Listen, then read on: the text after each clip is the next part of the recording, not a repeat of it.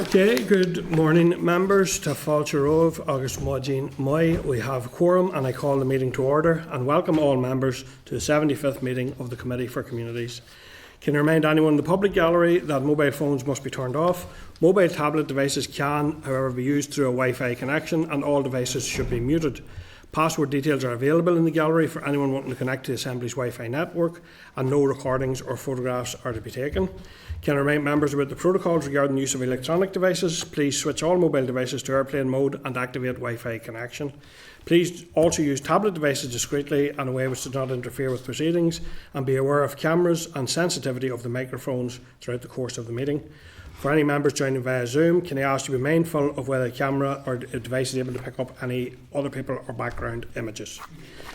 Agenda item 1 then, members, is declaration of interest. I would remind members of your responsibility to declare any interest in any of the items under discussion today. Does any member have any interest to declare in relation to today's agenda items? No. I just declare my interest in my membership of the PAC, Public Accounts Committee, in relation to agenda item 3. So, agenda item 2 is apologies then. Are members aware of any apologies? Clerk, are you aware of any? No, we're expecting Kelly to arrive. Okay, thank you. Okay, members, Chair's business then, just to note that an application for leave to apply for a judicial review against the Minister for Communities has been made in relation to the licensing law review, just for information. The other thing to note is that the PSC today are launching their homelessness report, and that's taking place at 1:30 here in the Long Gallery. And I'm sure that'll be of keen interest to members, given the interest in this committee as well in that particular issue on an ongoing basis. Okay, members, agenda item 4 is the draft minutes. The minutes from the meeting on the 19th of January are at page 7. So do members have any edits or information to the draft minutes from last week? No. Members content with those? Content to agree the minutes as drafted, members? Yep, thank you. And moving on to matters arising then, which is agenda item 5. And members have been provided with a summary table of matters arising at page 16. As usual, I'll ask for comments and would request that you use the reference number if you want to make comment in relation to a specific item. We'd start with item 5.2, which is a response from the Minister regarding the future of the Supporting People programme. Any comments or issues there, members? No. Item 5.3 is a response from the Housing Executive on the acquisition of 600 homes. Do members have any comments or wish to make in relation to that? No, thank you. Item 5.4 is a response from the Housing Executive on shared housing, EQIAs and locations. Any comments or remarks? 5.5 is a response to the committee from the First and Deputy First Minister regarding cross-departmental strategy for the Supporting People programme. Any comments? 5.6 is further information received from Mark Simpson, who attended committee last week, with follow-up information on the independent review of discretionary support. Yes, go ahead on that one. Just to thank Mark for getting back, particularly to the point that I had made. I'm just wondering if we have any timeline for the state of local welfare report. Have we received that, or know when that will be? I'm aware of. Would it be possible to ask the department for a timeline, if that's okay, Emer? Timeline for The state of local welfare report, when it's due out. timeline for Thank the you. report. Members content? Yeah. And finally then, members, in matters raising, item 5.7 is a memo from the clerk regarding the severe weather emergency protocol. Given that the task and finish group is still being established, it may be worthwhile waiting until the group is fully established before we seek an update from them. If members are content with that. Yeah. Thank you. Okay, members, agenda item 6 is correspondence. As usual, we'll proceed through the correspondence and I'll consider items in bundles and ask if you wish to draw out any items there in relation to any item of correspondence, or if you're content to confirm the step as proposed in the memo at item 6.1, which is at page 48 of the pack. Item 6.2 is a notification about the 2026 LEFA Gaeltacht bursary scheme being open, which is good to see. 6.4 is a memo from the clerk to the Finance Committee regarding the impact of the block grant of the abolition of the two-child limit. Item 6.5 is another memo from the Clerk to the Finance Committee regarding the Department for Education 5-year budget strategy. 6.7 and 6.8 are press releases from the Executive Information Service. Both relate to new programmes or developments, which I don't recall, I haven't heard about before today. But we are conscious we have a finance briefing come up as well. 6.10 is correspondence from Shan, is it? Yeah. Sorry, I thought you were going through them and then an opportunity to go back. You can come back. We can come back. Yes. Apologies, sir. It was just on 6.2, the advice in Feeding Britain, around the free school meals auto enrolment.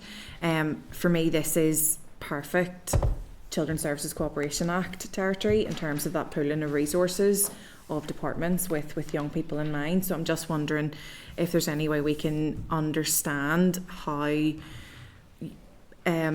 those resources can be pooled between education, economy and the Department for Communities around free school meals, around that eligibility criteria. But for me, it's the auto enrolment is the key bit of that. Anything that we can do to remove and streamline the bureaucracy around families, particularly low income families, actually getting support, I think would be a really positive thing.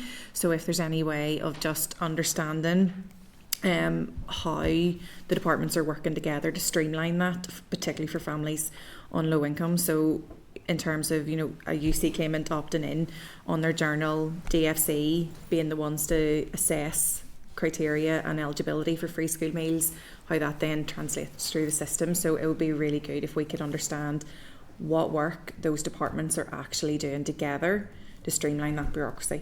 And we have a joint briefing, I think, on the 12th of March in relation to the... Yeah. Well, would committee like us to write out to ask that question so it can be answered at that joint briefing? That would be useful, whether CSCA is actually being engaged around particularly the free school meals eligibility criteria linking to universal credit, because that does cut across departments, and whether that's ongoing and what work is actually going on in the background for that, please. Okay. Members content? Yeah. Yeah, thank you. 6.10 then is for the correspondence from the Clerk to the Finance Committee in relation to briefing on the spring supplementary estimates and the vote on account and budget bill, and those are the papers that I was using on Monday and Tuesday. Item 6.11 is a correspondence from an individual keen to see the committee continue to exercise a scrutiny role in respect of the Minister. 6.14 is a research digest from RAISE in relation to the BBC Charter Review, and that contains quite a lot of information, members. Although broadcasting is a reserved matter, there is an MOU between the Assembly, Executive, DFC, BBC and DCMS. And I wonder, would members wish to ask BBC NI or the BBC Director General London to present to the committee? The Shannon and Scottish Culture Committees did do that in January. I'm drawing attention to this given communities' remit over languages and the recent disappointment regarding the visibility of sign language in particular, given what we have learnt through our committee stage of the bill. And we raised this point with them directly at a board meeting that was taking place in the Long Gallery some time ago. And there's been changes to local broadcasting and foil as well. So would members like to receive an update in relation to that, particularly with regards to BBC NI and languages? Yeah. There's a link to a paper from Ulster University on the health of the local public broadcasting service, as well as an Ofcom report for members' information there as well. So members are content we ask for an update? Yeah, thank you. And 6.15 is correspondence from the department containing an update on the TIMS review of personal independent payments. So do members have any comments in relation to any of the other items of correspondence? I just wanted to draw those quickly out. Just on the TIMS review, I just think it's really disappointing that there doesn't seem to be anybody from Northern Ireland on that list of 12 people, given that in terms of lived experience, Northern Ireland has very specific processes, very specific experiences, particularly people who are experiencing disability and who get PIP, and I just think it's really disappointing that voices of disabled people from Northern Ireland aren't being reflected in that review. I don't know that there's any action that we can take on that, but I think it's just something that we need to be mindful of as a committee, as that review and the learning from it filters out. Yeah, members are content. Well, I haven't got an action. No, there's no... Is there a request to ask why there isn't anyone involved? Essentially what we could do is ask our department, will they be feeding in at any point, or will there be any kind of way of people with disabilities who are in receipt of PIP to actually feed back their experience and their thoughts on this? I just think it's really poor. Kelly? The group that Militia and I had met with Les Allenby as the chair, was that Social Security, can't think of the other advisory committee. I'm just wondering if we maybe should write to them and ask for their opinion. You know, if this is a nationwide approach that's being taken, the fact that there's no one representing Northern Ireland's input, have they any comment on that? Okay, members content? Members content with that. Okay. So anything else then in correspondence? We'll go to the table correspondence, which we have a number of items on as well. So members content to note the memo then for the correspondence item. In tabled correspondence then at page 3, there's a further a few items of correspondence. 6.2 in tabled is an invitation from the clerk to the Finance Committee regarding a joint informal meeting on digital infrastructure and cyber security risks across the community and voluntary sector. So this is due to take place on Tuesday, 10th of March from 12:30 to 2 here in room 29, and I appreciate members' attendance if possible, given impact on charity and community and voluntary sector there. So that's a useful joint meeting. And item 6.21 is correspondence from the Minister regarding the 3-year social housing development programme. So in relation to tabled correspondence, do members have any? Go ahead, Kelly. I had read through all the figures that would be provided that give a breakdown across the country. A little bit concerned about the number of rural houses that have been contained within that. I know that some are in process and the others are bids. Could we just ask if there's a rural proofing exercise completed when they're considering the allocation of bids and applications? It's just when you look at the number of rural housing, of course we know that Belfast is the place that has the most housing pressure, but I'm just a little bit concerned that the rural one it appears quite light. Members content? We take that. Yeah, thank you. Okay, members then otherwise content with the committee memo as supplied to members. Thank you. Moving on, members, to agenda item 7, which is oral evidence from the Department for Communities. Can I check our witnesses? Or They're not quite here yet, although they're on their way. We may need to take a short pause or move. Although we could take agenda item 8 possibly, but the agenda items after that also require witnesses. Okay. So would members be content if we move to agenda item 8? We'll deal with that. Yep.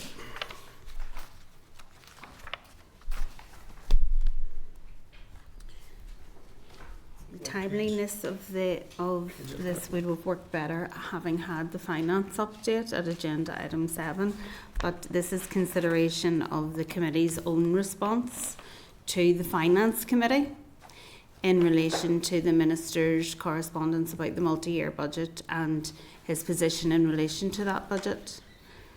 So maybe we better wait till it might be better informed after the finance. Better informed. Maybe we'll just take a short pause then and allow the witnesses time. I think we've moved through quite quickly, so we'll give the witnesses a few minutes. Maybe if we could take a pause in broadcasting and suspend the meeting with members content. Yep. Yep. Morning. Morning. Morning.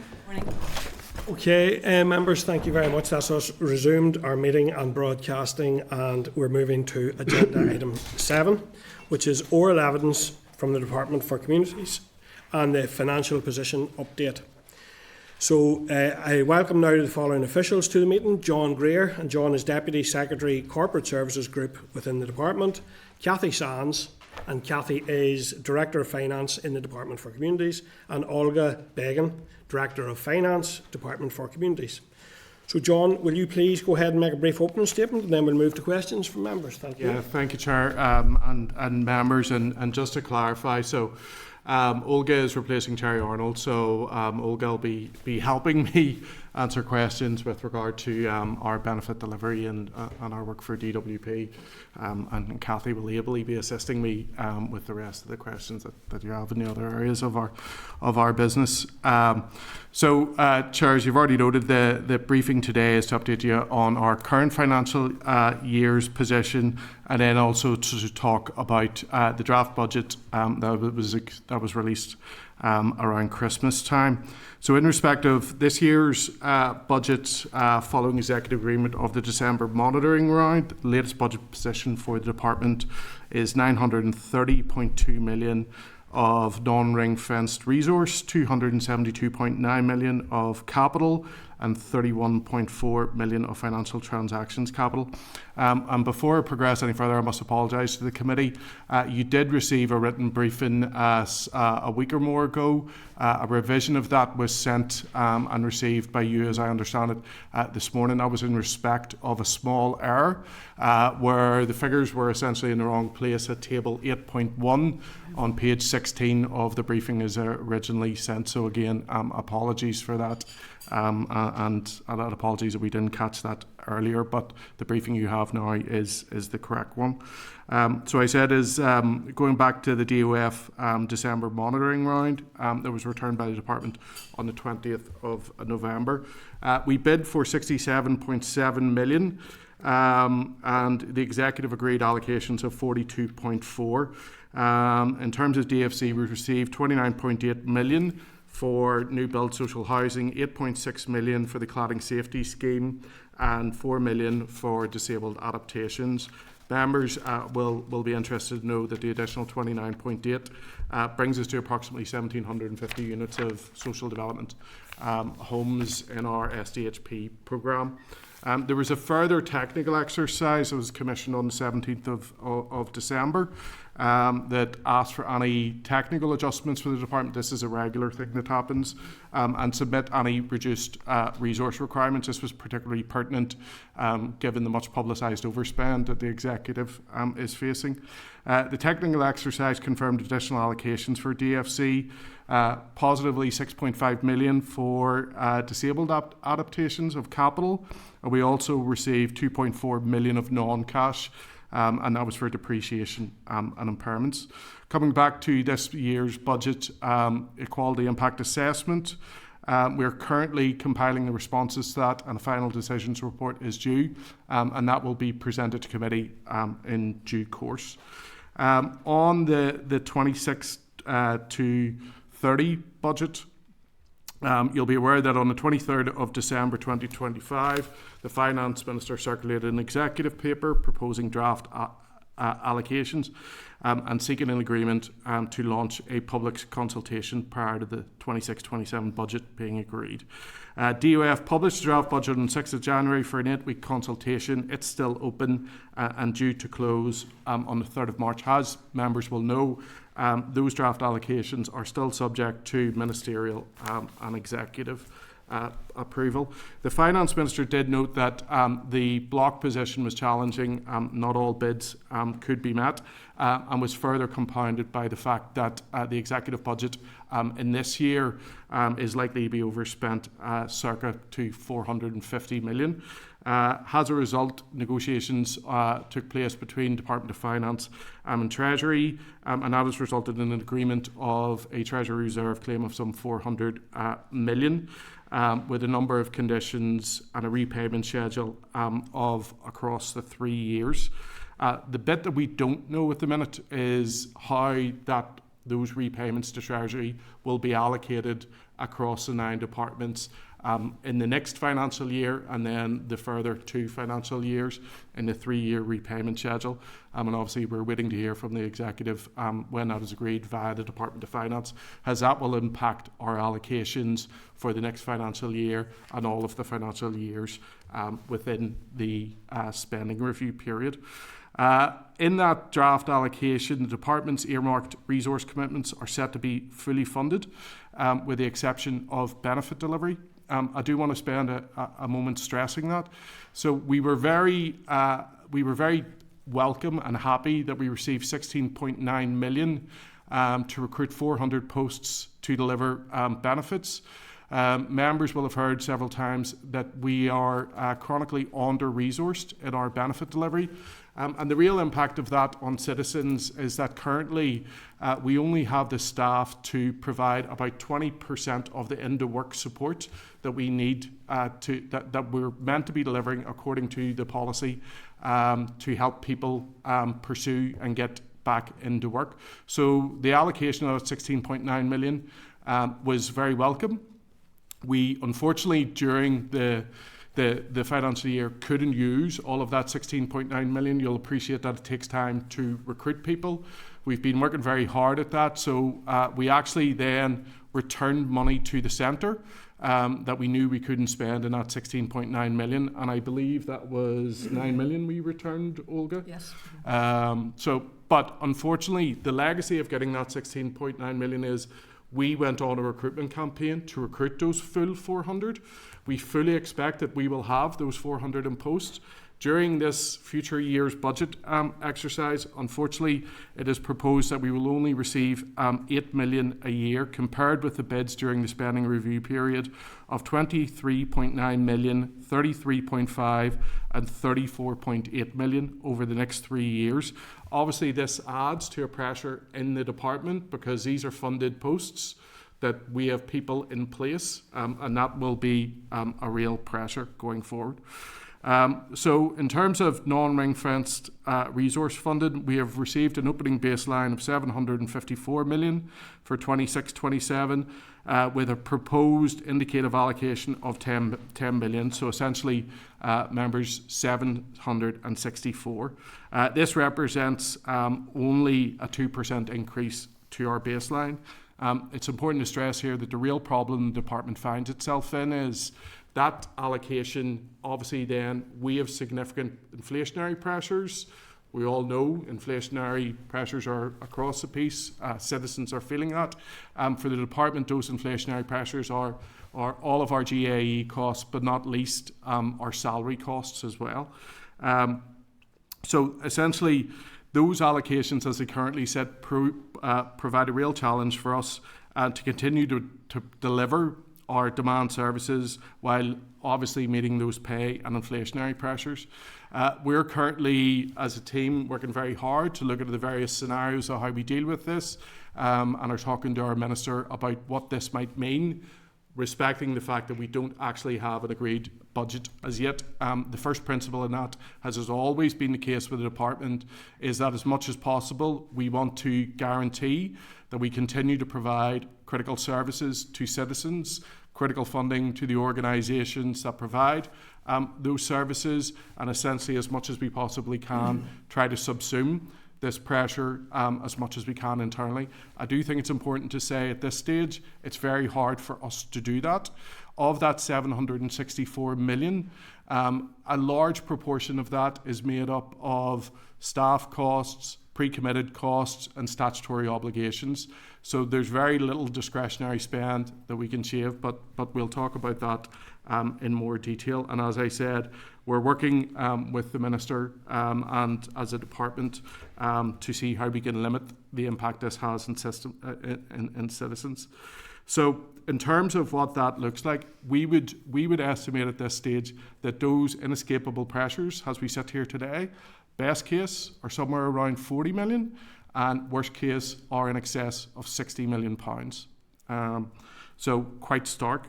On the capital side, our earmarked allocations are set to be met in full, except for the cladding safety scheme. You'll remember the cladding safety scheme was something that was put in place in response to the Grenfell disaster. Our proposed general capital allocation sees an increase of 40 million on the 25-26 opening general allocation of 120, but falls significantly short of need. And proposed reductions in the 28, 29, 29, 30 capital position are concerning given the level of need that DFC is projecting in the future. In terms of that need, obviously social development housing and the provision of social homes is a PFG commitment, and we are responsible for delivering on that PFG commitment. Last year the Minister took the decision to provide more than 70% of his opening capital general allocation to social development housing programme to build the 1,750 social homes I referenced earlier. The total draft non-ring-fenced allocation, including receipts, is insufficient to meet inescapable bids, with a shortfall of 45.5 million, rising to 69.6 in 28-29. This provides no funding for high priority projects. So just to take you through that, so in terms of our requirement for inescapable, so our requirement, sorry, I'm just looking at my numbers here. So in SDHP alone, we have a pre-committed tail of 104 million. We received RRI funding for social development housing programme of 107 million. So broadly speaking, 3 million left from that. And then we have received 160 million in a general allocation to cover our inescapable priorities and then to cover any new build starts. And that's really going forward why we have a significant shortfall in our capital programme. And that is not doing anything new. So no new projects in culture, no new projects in regeneration, heritage or anything, and in fact probably a decline in those areas.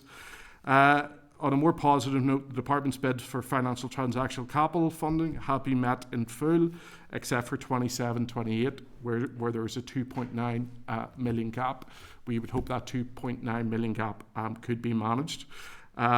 Overall, the capital position throughout the 4-year period is insufficient to cover our inescapable requirements.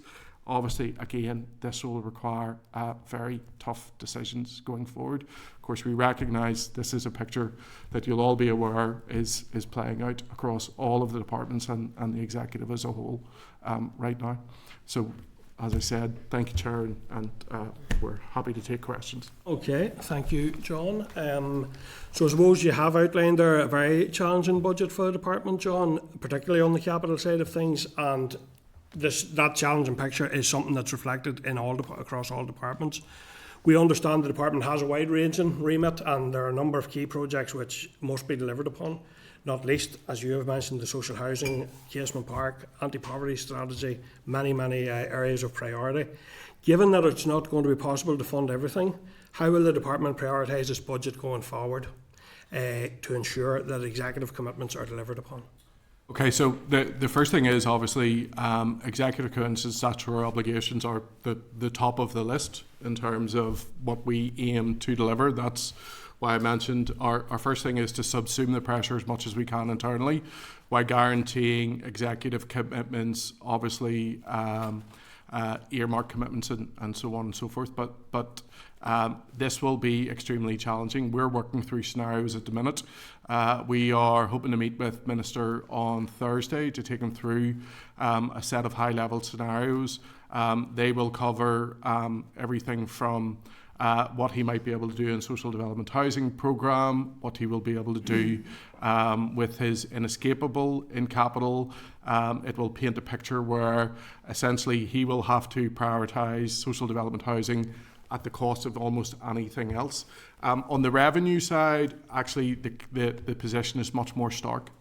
If I'm honest, the department has went through a number of years where it has had a significantly constrained position. That is reflected by the amount of additional investment we've been able to provide outside the department and the amount of investment we've had to been able to make in the department, which is why the department has continued to carry so many vacancies, which is why the department can't deliver a sense policy parity in the welfare space, because we don't have enough job coaches to engage in back to work activities. So if I could use a term, we are already significantly challenged and we have faced significant cuts in the department. So on the revenue side, we are struggling to see how we will basically subsume these pressures, if I'm honest with you. Our early analysis would suggest we will do everything we can, but ultimately we will be presenting some scenarios to the Minister that will involve cuts. And that's something that the Minister will need to consider and prioritise. Okay, thanks. John, in relation to the challenging picture around social housing, and I do want to focus on that, the committee wants to see more investment being put into social housing by the department. The Minister of Finance has stated that under his budget, this department is set to receive a general allocation of, I think it's capital Dale of 570 million over the next 4 years, on top of earmarked allocations of 770 million, including 441 million for housing. Is that correct? Yeah, so basically you're referring to the RRI funding. So yes, there's ring-fenced RRI funding of 423 and then 2 separate allocations which are earmarked for housing. But I think as John has already referenced, the reality is the carried forward commitments under that programme are over 400 million. So therefore, if we looked at it on a very broad basis of the RRI versus the carried forward commitment, there's only about 34 million left to deliver social housing. Okay, so if social housing is the number one priority, would you accept that it's now incumbent on the Minister to ensure that the majority of that general allocation goes towards social housing? So can I reference you back to the current year in terms of the year that we are in? Minister did exactly that. Over 75% of the general allocation went to social housing. The difficulty is out of that 160 million, there's a raft of other inescapable pressures right across the department, right across urban regeneration, culture, arts and leisure. So the difficulty is there's a shortfall, and that's laid out in the briefing. If you look at the briefing in terms of table 5, it lays out the need and then lays out the shortfall in table 6. So Minister, if he includes the social housing need, has 355 million of inescapable bids and has 267 million of an allocation, which is 160 of the general allocation and 107 of the dedicated RRI. So then if he takes into account his departmental receipts, he still has a shortfall of 45 million. So even if the Minister took a decision to dedicate all of his funding to social housing, he will have a shortfall of 45 million on his inescapable projects. How much of the general allocation is the department planning to direct towards social housing? I think John has referenced that. We're not in a position to give an answer to that. There are conversations ongoing and we're working that through and trying to look at the scenarios that we need to play in here. So if you consider some of the decisions that Minister took this year, i.e. there was no funding given to disabled adaptations at the outset of the year, those things will all need to be considered as we work our way through this budget. And when can committee expect to get the outworking of those discussions so that we have a clearer picture? So, Chair, I think the first thing is this is a draft budget. We don't have an agreed allocation. So in terms of the proper order of things, we're actually going ahead working on the assumption that these draft budget allocations, if and when they are agreed by the Executive, will not alter materially. But the first order of things would be that the Executive would agree a budget allocation.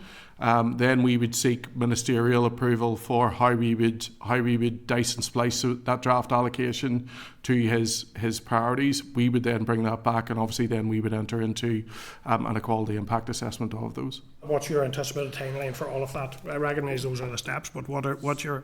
I can't say because I've no understanding of the timeline when the Executive agreement will take place. Okay, I'm going to go to members then. I'm going first of all to our Deputy Chair, Cathy Mason. Cathy, Lanneray, Paul. Chair, and thanks guys for the presentation.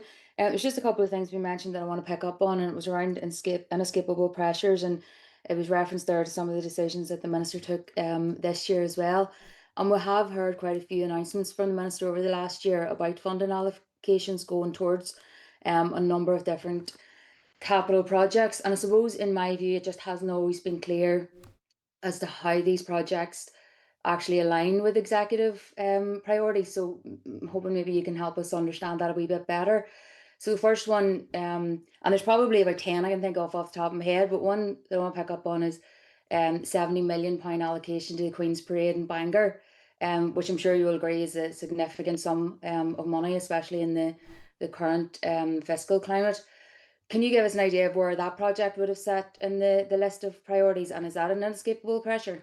So actually the 70 million of funding that was provided to the Queen's Parade project in Bangor was part of the Belfast Region City Deal agreement that was agreed by the Executive, and so that money is actually held centrally for that project and has previously been agreed by the Executive. Okay, so there was nothing then came from the department to finance that? That was fully financed by that? That will be fully financed by the City Deal, by the City Deal monies that were agreed, I think, a few years back. Right, okay. Then Another one then I want to pick up on is the allocation to the Ulster Museum. Again, a very significant funding allocation there for a single project. Where would that? Can you give us an idea of where that would sit in the list of priorities? And is that a priority again that would be bigger than housing? And just again to try and get an understanding maybe of how many houses could have been built with that. Yeah, so I can't speak to how many units of social housing that could be built with that, because the numbers depend on the development and obviously the housing association grant rate and so on. But what I would say is that obviously the department has a statutory obligation which with regard to heritage and museums. And one of the challenges that the department currently faces and probably will face in more extremists going forward is that a number of our heritage sites and our heritage attractions are falling into disrepair. In fact, a number of them have had to be closed due to health and safety concerns. This was a proposal to reinvest in the Ulster Folk Park, which has not seen investment over many number of years. And the Minister took the decision to fund that proposal under his statutory responsibilities to provide investment on that site. So I appreciate that, but can you give us an idea? Is that an inescapable pressure? Like it's Not yet. £40 million, I think. Sorry, excuse me. It wouldn't be an escapable pressure yet because an ICT has not been appointed for that at this juncture. So do we know where that would sit in terms of the priorities? If housing's the top priority, where that would come into the Minister's list?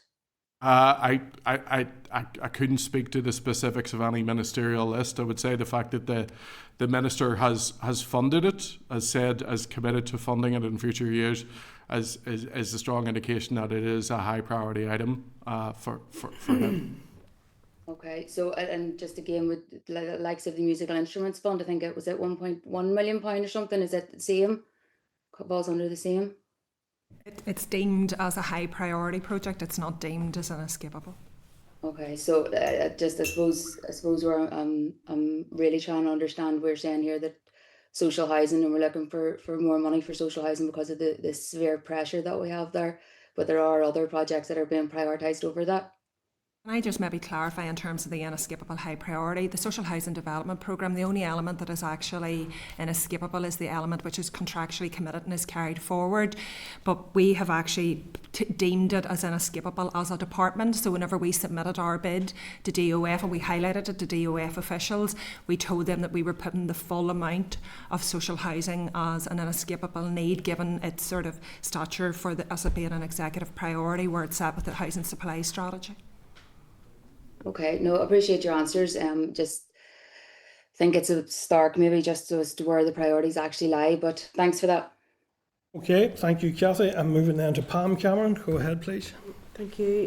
Thank you for your presentation this morning. Clearly, huge pressures within the department and, of course, across all the other departments. We all fully recognise that. I suppose just on the back of some of the questions that already just happened, this committee has shown its support to earmarked funding for SHDP. Could you possibly give us your assessment of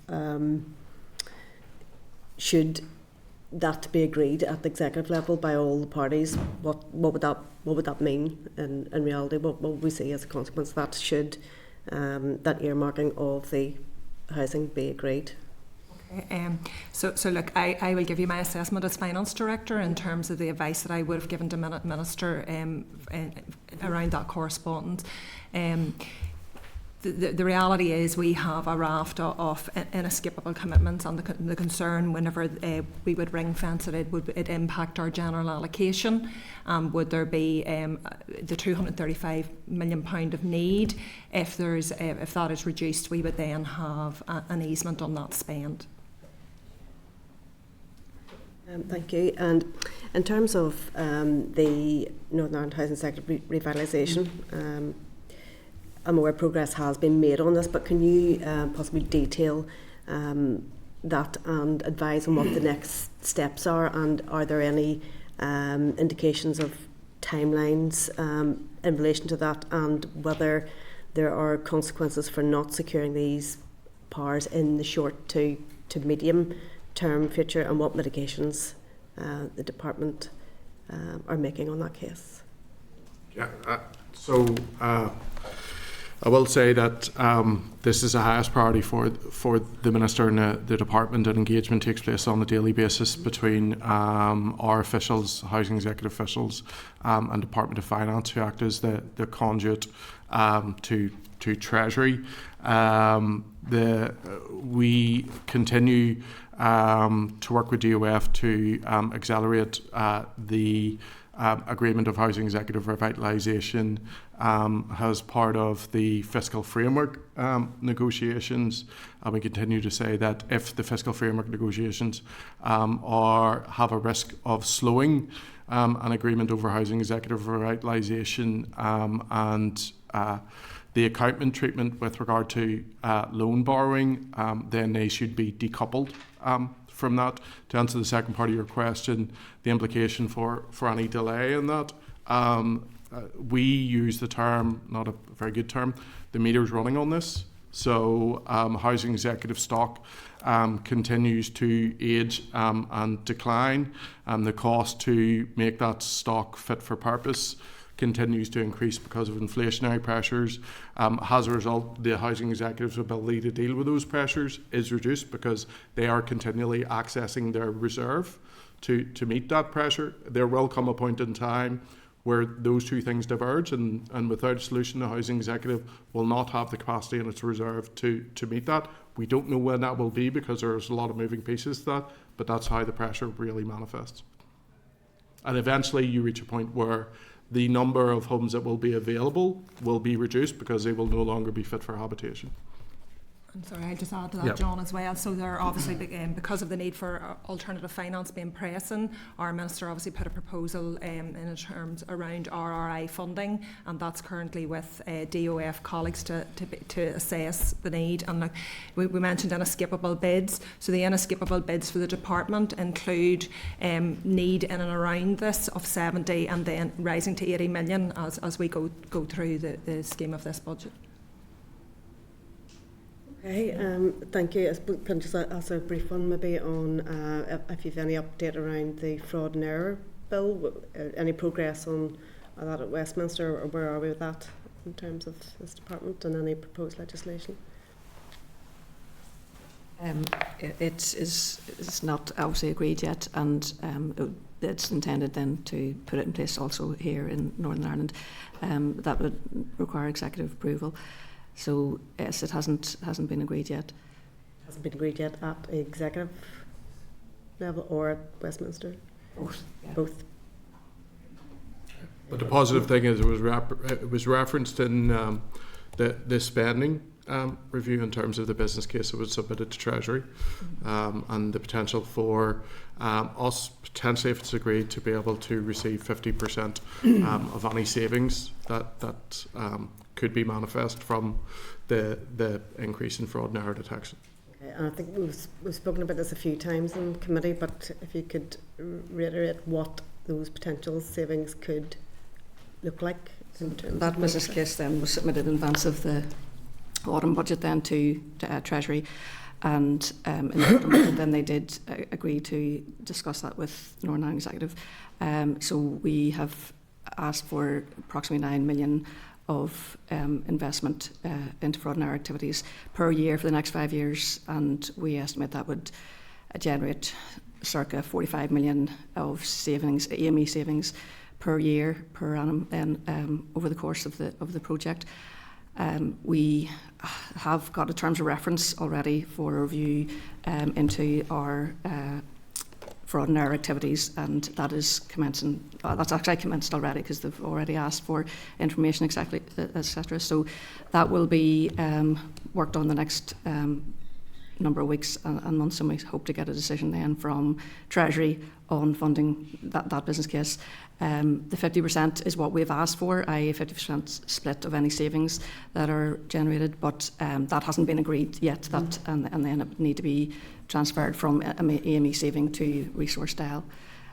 So all of that is yet to be discussed, but it is underway. We've just agreed terms of reference, and it's just started this week, that review. Thank you. And just to be clear, I'm picking up on that point, so is the 50% of a potential 45 million? Yes. So that's 22.5 million? Yes. And you're seeking 9 million to go after that 22.5 million, is that right? Yes. Yes. Is that do you as finance officers see that as being, is there a risk attached to, what is effectively double coming back from what you're spending?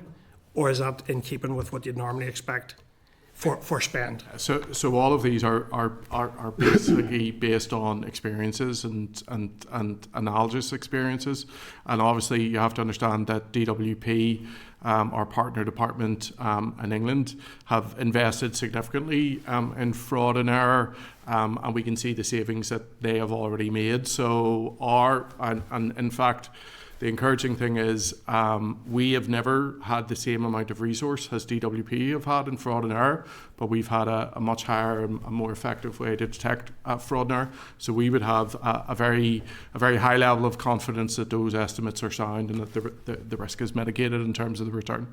But nothing will be 100%. Oh no, I don't think any of us, if we could get 100% certainty, would all be going for it. So I'm moving on then to Kelly Armstrong. Kelly, go ahead, please. Thank you very much. I think I'm going to do quick fire questions if you don't mind, because I have a lot to ask you. The overspend impact and obviously the borrowings that we have now, has there been any discussion if that will be capital and revenue or just revenue? Just revenue. Just revenue, thank you. And we don't know yet how that's going to be divided out. A question for you. You've talked about the pressures that you have because of the requirement for staff. Is there any way to review the contract with DWP with regards to the work that has been done for them to make sure that full cost recovery is being met? So there is a way to review that contract, but we would have the utmost confidence. I mean, the principle of that is that it is 100% fully funded. Okay, it's just the fact that if our staffing costs for other areas under full cost recovery, then that portion would increase. So it's just to see if we can get as much as we can out of them for doing their work. So yeah, the relationship with DWP is such that if there's an increase in the cost of anything, it is reflected in what we receive from them. Okay, thank you. Table 1 that you provided in your pack, the welfare mitigations, what's that figures based on? Because I know that my colleague has been asking a lot for welfare mitigations. There's figures provided there, but we still don't know how many people are being affected by the reduction or the removal of the 2-child limit and what that's going to bring for the benefit cap. So in Table 1, the welfare mitigations, you're referring to the figures in the Table 48.2, 40, yeah. So those were what were submitted to DOF in advance of the removal of the 2-child limit ever being announced.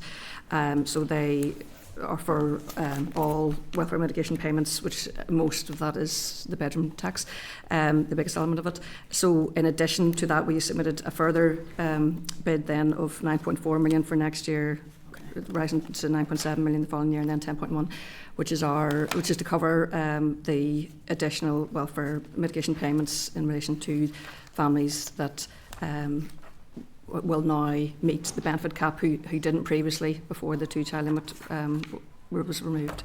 Okay, thank you very much. And very quickly, sorry, I'm flying through these. Priorities and budgets, I share a bit of concerns that Cathy Mason has already highlighted. I appreciate it's draft at this stage, but is there any granular detail on what that list of high priority matters and inescapable matters are? Because I know we've got headline figures here, but if we could maybe have a look at that as a committee, because we're here to assist the Minister as much as to scrutiny.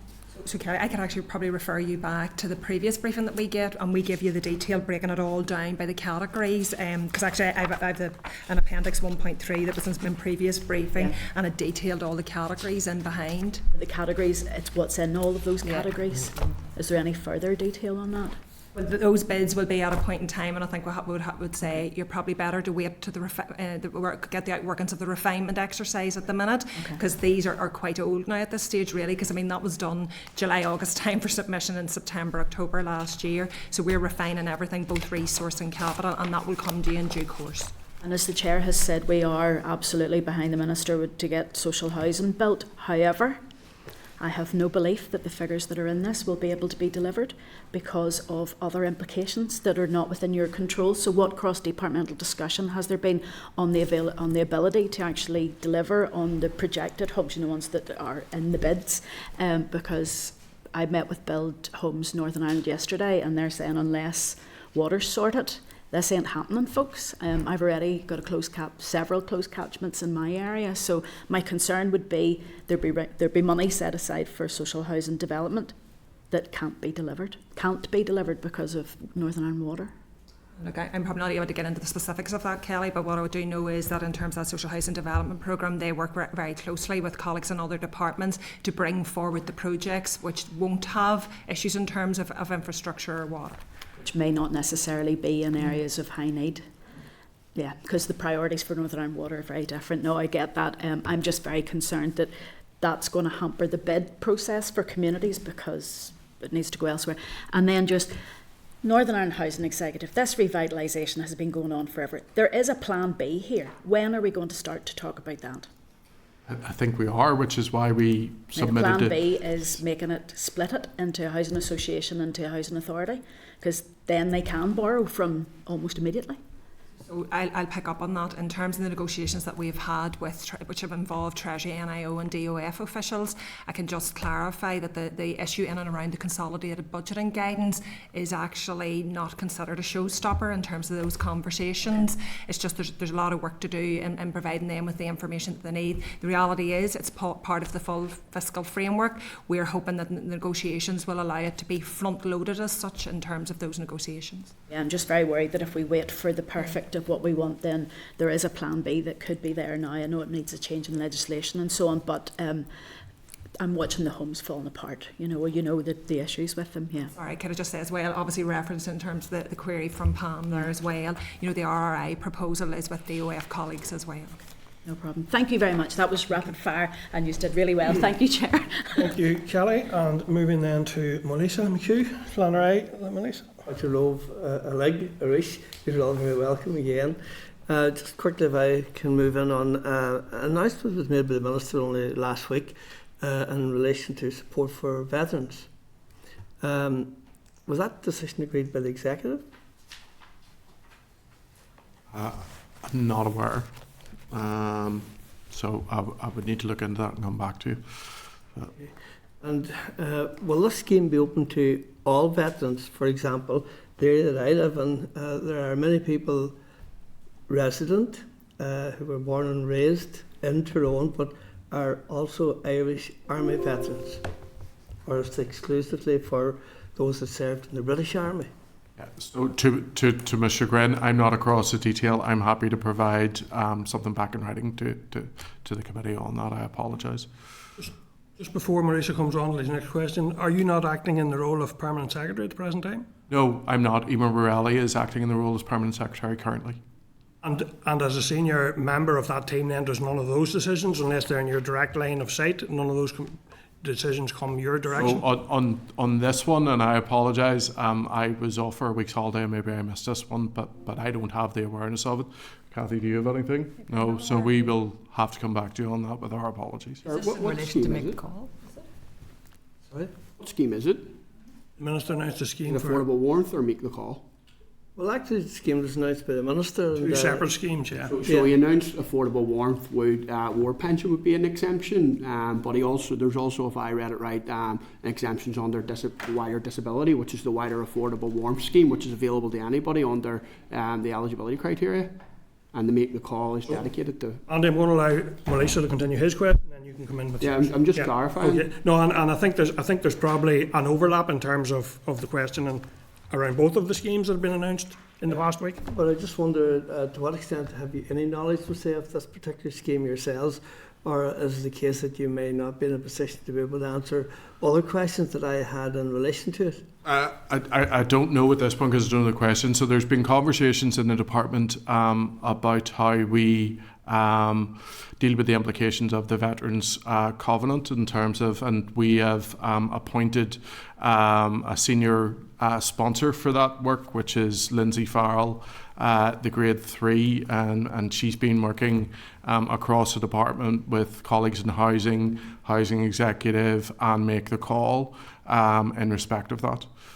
Yeah, so in fact, is she the nominated strategic lead? Yes, she is. She is within that. So then I asked the question, what are the financial implications for the department in respect of repurposing staff to service the advice line that was part and parcel of this announcement as well? So I think our approach to that at this stage is we're unclear what the volume of those calls will be. There's an existing infrastructure there that has capacity to adequately deal with the calls that we will see. If we need to dedicate more staff to that, we will make that assessment at the time. But for instance, we have a team that are already doing make the call. So this is a matter of obviously routing specific calls from veterans to specific touch points within the Make the Call cohort. They have a dedicated script in respect of the support we will provide specific to veterans. And part of the announcement as well was about the promotion of road shows and the likes of that there to keep people informed in relation to the service. So all of that costs money, and at a time that we're talking in particular about budgets and so on, where's this money actually coming from, or where is it being taken from within, let's say, the current budget, i.e. that is at the Minister's disposal? Yeah, so I think the costs for the roadshows and things still need to be worked up, and they will be part of any consideration the Minister makes with regard to his next financial year's budget, because those roadshows have still got to be planned and paid for. Well, appreciating that, I know that you have limited information in relation to the whole argument, but can we actually receive information in relation to the questions that I've raised here? And if we actually include in that as well too, I asked the question, has an EQIA been carried out in relation to this particular project? At this stage, an EQIA has not been done on this project. I'll need to speak to Lindsay about what the approach to that is, and we'll come back to you via correspondence with the detail that you've requested. And I know then, just in relation to what Andy had mentioned there as well, to the Northern Ireland Fuel Poverty Scheme, that this was pitched as a cross-government approach and contained no mention of separate arrangements for veterans or war pensions. What basis does the Minister have to include this exception in the Affordable Warrant Scheme, and in doing so create privilege for former British soldiers? Again, I apologise, but I'll need to research these things and speak to the strategic lead and come back to you on those matters. Sir, if I might, I think we need to be very careful with our language. I'll allow Melissa to choose his own language, Andy, and I'm coming to you. Have your indication here. I'm amazed. You need to wrap up, Melissa. I'm amazed just at the total lack of information, we'll say, currently in relation to this whole scheme. So I would appreciate if we can have that forwarded, we'll say, to the committee. I apologise, and I'll expedite that information. Has there been a change of policy in relation to either of these schemes? Change of policy for in relation to those schemes, is that indicative of a change of policy? No, I don't believe that has impacted in any policy area. This is just additional activity, or not even additional. It's an additional routing and use of existing infrastructure in respect of the commitments that the Armed Covenant places on government and departments. Okay, well, we can look at it. I think one of the things I saw in terms of the publicity of it, which may not have been accurate, but we can drill in, was it said policy change. So I'll check that out for now. Okay, so moving on to Sian. Go ahead, Sian, please. Yeah, thank you, Chair. I want to talk a wee bit about the welfare mitigations to start off with. I'm really concerned about a repeat of a previous cliff edge, and I'm just wondering, in terms of this multi-year budget, what's the planning going on at the moment in terms of that 2028 cliff edge for mitigations? We have bid for in the last year of the 3 years, 28-29, then for 49.5 million for welfare mitigations. That was before the removal of the two-child limit, and that has been met in full then by the draft executive budget. And then we've also submitted then a further amount of 10.1 million, which hasn't been met in full, but we would hope that in coming years that could be added. I think there's only 2 million or so left in the indicative allocation for that year to meet this, but it's been met in full for next year and the following year.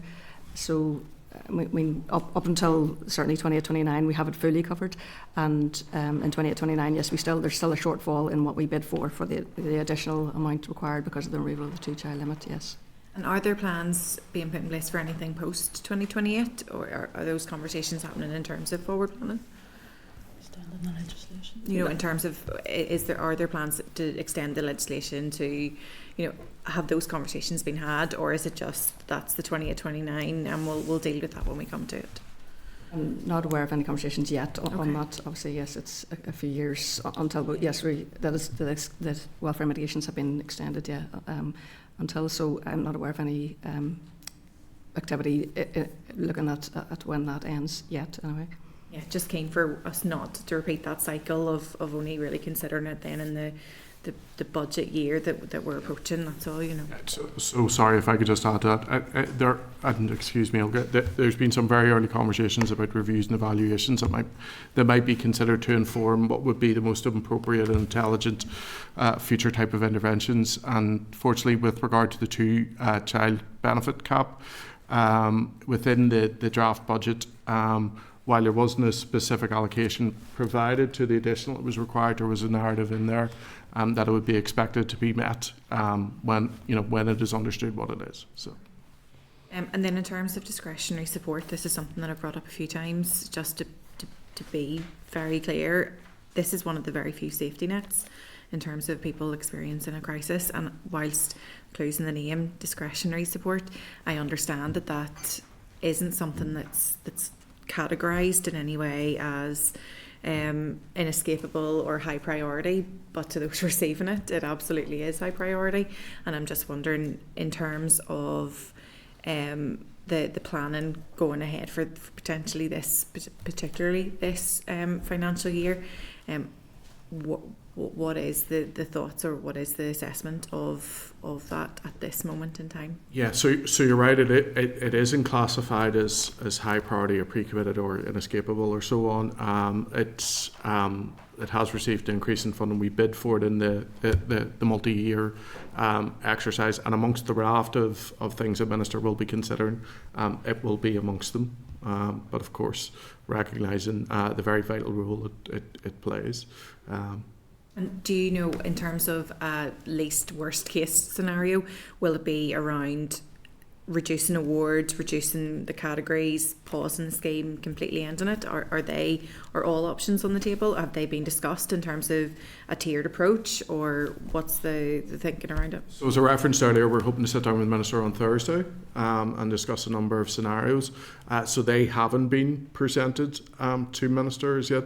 And I think at this stage of the conversation, it would be more along the lines of, Minister, are you content to maintain discretionary support at its current level, more or less? And then if it is less, we would discuss what the quantum of that is and how we might deal with that in the working of and the allocation of awards. Right. And there is a review there's a review almost complete of discretionary support as well. Do you know the timeline for when we can expect that? That's now in Cherry's area, so Okay. I think it's in the final stages of evaluation, so it'll be close, but I'll check with Cherry and come back to you, Okay, Sean. Great. And then up to, just very quickly, just the 9 million returned, it's obviously really disappointing. You know, to get 16.9 million for the recruitment process and to deliver more services in terms of, or deliver the benefit, the support. Why? What are the factors that have come into that 9 million being returned? Yeah, so I mean, if you'll do me the pleasure of speaking frankly, for any organisation to recruit 400 people in a year in this labour market is extraordinarily challenging. Recruitment is a responsibility of NICSHR, which is under the purview of Department of Finance. Undoubtedly, our recruitment needs to be faster. In line with that, we have worked with colleagues in NICSHR to launch a pilot. While the pilot wasn't perfect, we hope there will be future pilots. That pilot's seen people express an interest for a job and eventually be placed in a job in the Northwest in 12 weeks. Prior to that, sometimes it has taken longer than 12 months. Just to be, if I could, we bid on the 16.9 million in the hope we would be able to recruit 400, recognising some of the challenges we would face. The real critical thing is, whenever you bid for posts, we always expect that will be a recurrent bid, because we are recruiting people who are going into jobs who will need to be paid that year, next year, and so on. The problem here is this has not been recognised as a recurrent bid. despite the fact that we are very firmly on our way to recruiting the 400 million. So despite the fact we return money in this financial year, the coming financial year, we will need all that money and more, because we will have the people in seats working. Is that DWP or DOF? So in these posts, this is all, it's DOF, DWP is completely separate. Okay, thank you, Sean. Thanks. Andy, Lannery, Anish, Liddell.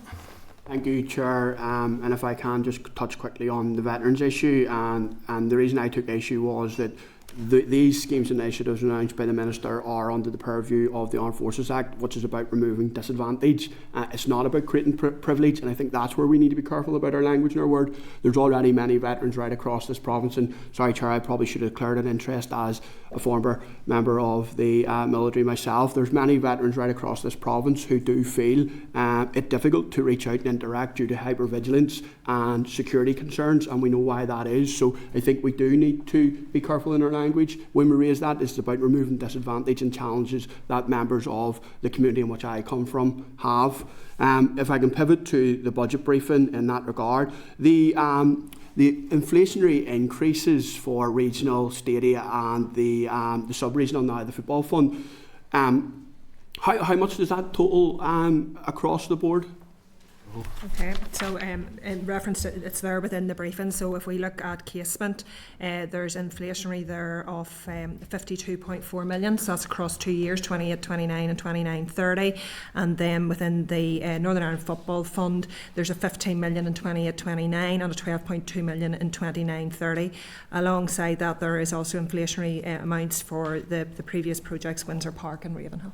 So in excess of over 100 million in inflationary uplifts across those different schemes. And was that funding that the Minister proactively sought, given the inescapable pressures that he has, or was that allocated by the Executive, or was there an executive agreement on this, or is this just the Finance Minister proposing that?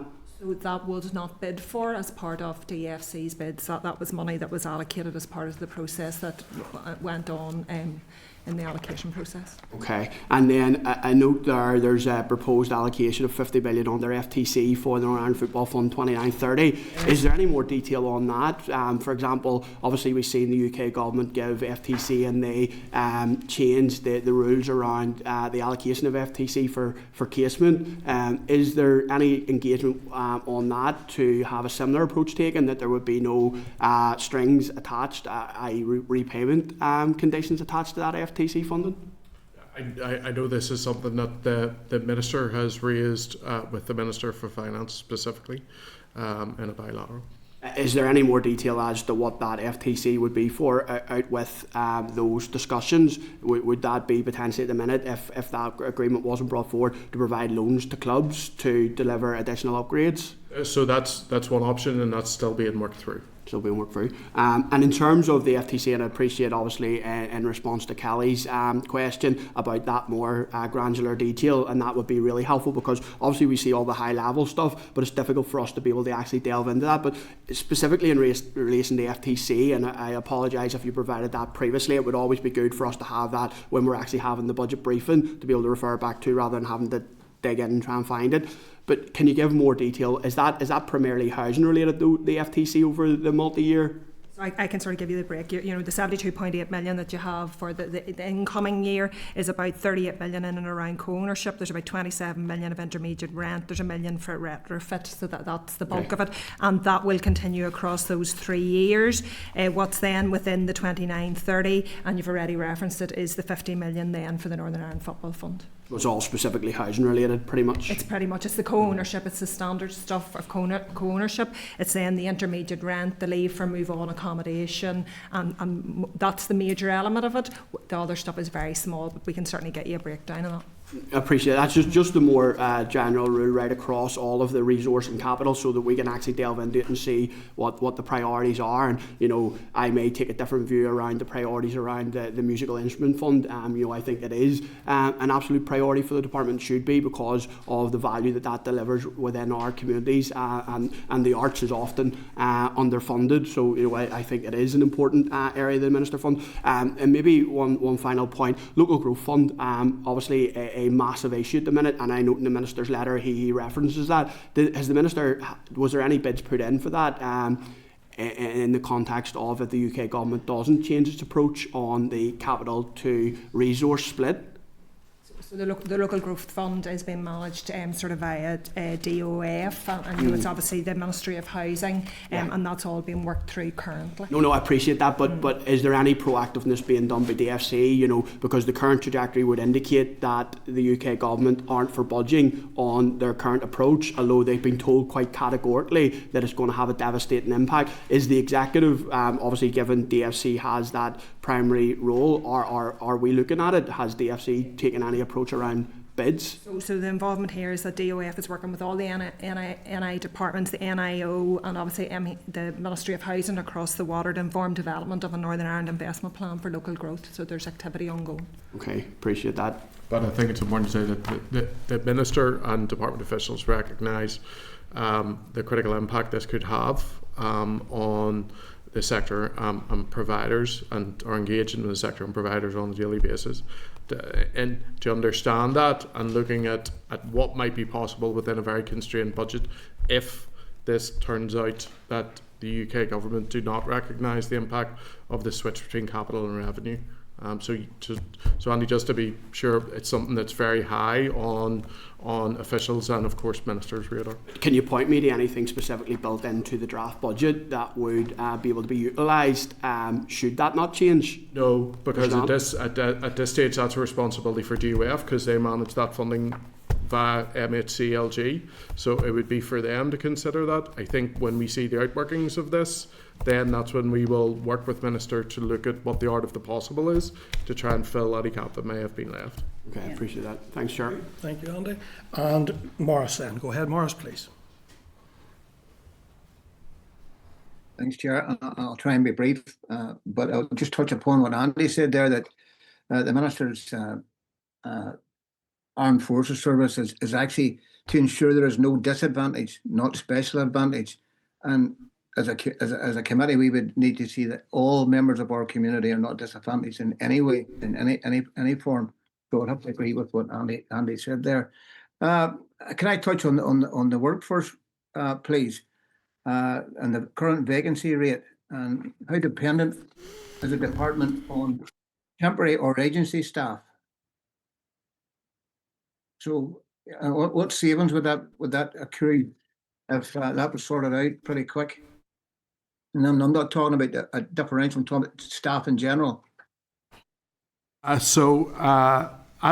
the minute, across the department, and this does include DWP funded posts, we have 7,430 permanent staff and over 3,500 agency staff.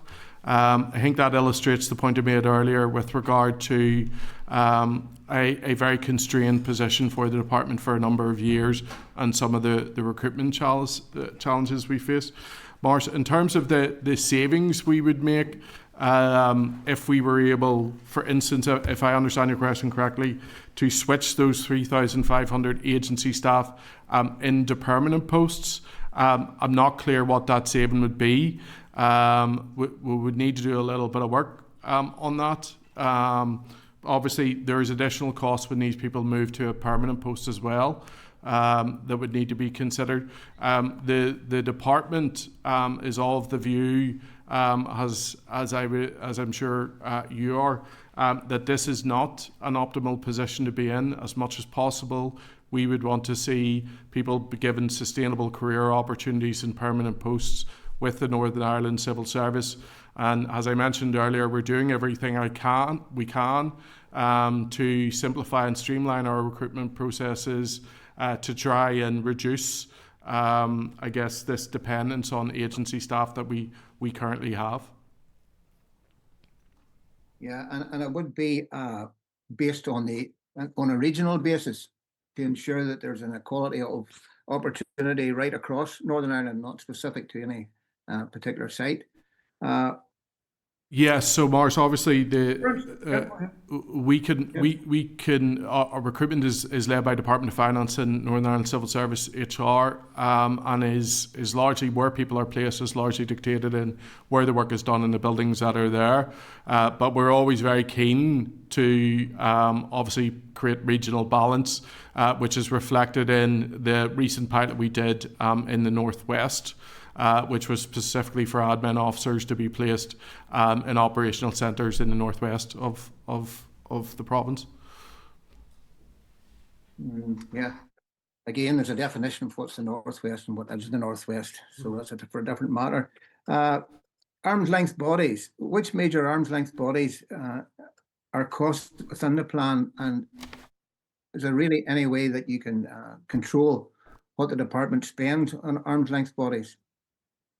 So all of the costs for the arm's length bodies is costed within our budget. So we provide funding to all of those. Obviously, we have a number of ALBs that are of significant scale. Probably the largest of those is the Northern Ireland Housing Executive. Then we have Arts Council Northern Ireland, Libraries NI, so on and so forth. I will say all of these organisations we work in partnership with. But through that partnership, we take a rigorous view of all of their funding proposals.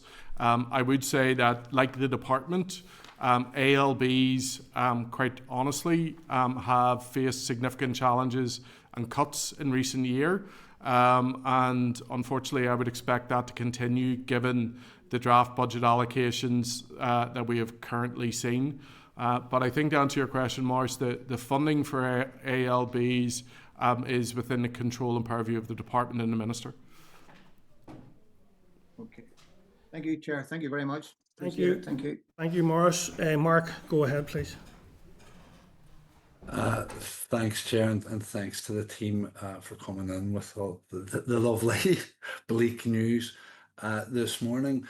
A lot of the big items have been touched on, but just in terms of, I suppose, the implications of within the proposed budget envelope for the community and voluntary sector. I was wondering if we get just a wee bit of clarity on that, because I'd see in the 3-year bids, there's a much smaller amount bid for or hoped for in 26-27 than the following 2 years. And I was just wondering, in the context of the stuff around the local growth fund and that we've discussed, the end of the shared prosperity fund, but also the withdrawal of lottery funding that's nothing to do with the department from a number of projects, very good projects that's left them in kind of a limbo now.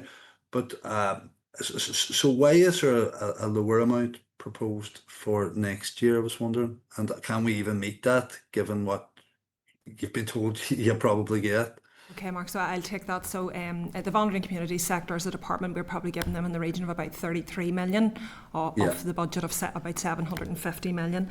The bid that you're seeing in front of you there is a 5% year-on-year additional requirement for that sector. Alongside, within that sector, there's 3 LBs, Nicky, Copney and CCNI, and that's the requirement over a 3-year period. And it's, sorry, just to clarify, it's not that it's less of a requirement, because bear in mind we're building on each year as we submit these bids. So while it's 2.9 in the first year, then we move on and it's on top of that each year whenever we're putting the bids in.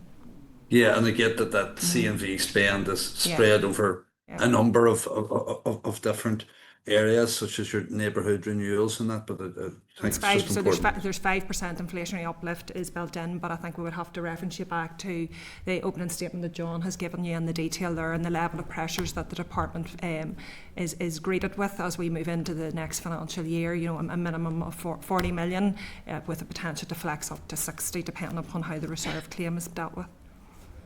And then my old favourite, finally, and that's rate support grant. I was heartened when I saw what was being bid for the 3-year budget, but disappointed, although not shocked, when I saw what we're going to get or might get should this go through. What will the councils be looking at then this coming year, given the current position? Okay, so given the fact that essentially the bids that we put in, amongst which was rate support grant of 12.4 million, and we received nothing towards that, the current envelope for rate support grant in this year is 3.1 million. But again, I have to reference you back to the opening statement and the conversations that we have had here. There's going to have to be a look by Minister right across, and rate support grant will be no different to anything else within the department, and you know, it will have to be considered as for options for future years. Okay, thank you. Thank you, Mark. Kelly, a very, very brief one, please. Yeah, I just wanted to ask very quickly. I know that Treasury have said that they're going to do an open book exercise. Has it started with yourselves? So it's just kicking off. So we've just recently received the terms of reference and some initial information gathering templates. Thank you. Yeah. Just a final one from me then, and thank you for your presentation. A good day.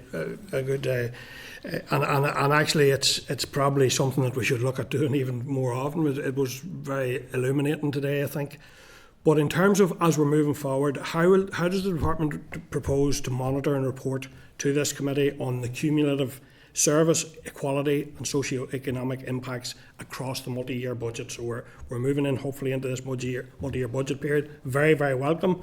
However, how will that be monitored and communicated to committee, all those changes as we move through that period, particularly, and this is a real risk, if funding gaps widen or if monitoring rounds fail to yield additional resources to fill the gaps? How you plan to do that, John? So, well, I'm happy to take the lead from the chair and committee, and certainly officials are always happy to provide briefings to the committee at any time. It's my understanding we have standard quarterly updates with committee, and we will report on that. And of course, happy to take anything from committee in terms of the format or protocol for those reporting. Obviously, given the constrained financial position that we were in, we are likely to be in the future years. We will be monitoring our financial outturns even more closely, if it's possible, than ever before, and the impacts of those decisions that the Minister will ultimately make going forward. I think it's important to say as well, that given the financial position that the Executive is in previous years we have been able to produce some easements. Those easements have largely came from our salary line, given our chronic, under-resourcing. It's unlikely now that we will have that same facility. And I think it's unlikely that the Executive will have the same facility. So again, I think you will see a much reduced level of funding, certainly on the revenue side, coming through monitoring rounds. So again, the ability for Executive departments to respond to these impacts as we learn and understand them, I suspect will be more difficult in the years ahead. Okay, thank you. Really brief, Andy. Yeah, Chair, just another thought that came to mind. The approach the department's taken in relation to the FTC, the 2930 for the Northern Ireland Football Fund, has there been any thought in the department, and particularly we've had briefings recently from hockey and cricket as to the need for those other sports, is there any thought around broadening that funding for other sports? Yeah, so that's something that the Minister is very interested in and ask officials to look at. So we are looking at ways that we could deploy FTCs for other sports, including cricket and so on. And we're working with obviously those sporting bodies as well to see what the art of the possible might be in that space. Obviously, one of the few areas where there does seem to be small amounts of money available is in financial transactions capital. So we want to use that opportunity as much as we can. Appreciate that, Chair. Thanks. It'd be good to be kept updated on that. Yeah, no, I think there's lots there. We're obviously going to be into lots of. Oh, you're going to very brief, and only Kelly, because you were very brief and you saved a minute in your first one, so I'll give you another 30 seconds. It's a very quick one. Whenever you're putting the bids in, you talked about the community and voluntary sector, but the social return on investment of investing that money gives back to Northern Ireland X amount. Is that broken down and provided into the bids into Department of Finance?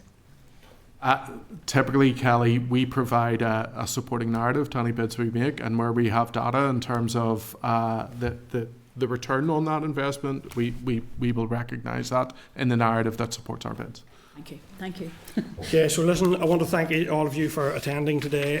Clearly, it's a dire situation in many ways. I have to say, it's very clear that the The underfunding remains a huge problem, and I know that discussion's ongoing as well, and I think it's going to take a very strong cross-executive approach to address that core problem of lack of funding for public services. But thank you, John, Olga and Cathy, thank you for attending today. Appreciate it. Members. Thank you. Yep, thank you. Okay, members, any follow-up actions then, members?